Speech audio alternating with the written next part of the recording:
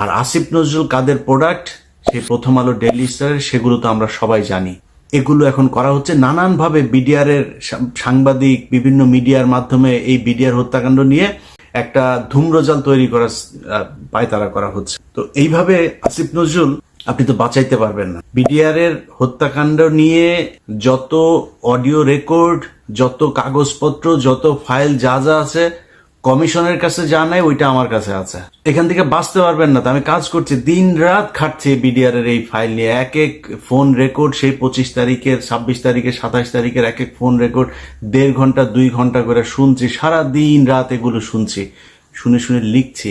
আমি তো ফাঁক ফোকর রাখবো না, এমন এক জিনিস বানায় দিব এই কমিশন শুধু আমার ওই অনুসন্ধান দেখা যদি নাকি রায় দিয়ে দেয়, এনাফ, আর কিছু লাগবে না। আসিফ নজরুল আপনি যত টাকাই খান, যাই করেন, যেমনি চান, এটা বাঁচাইতে পারবেন না।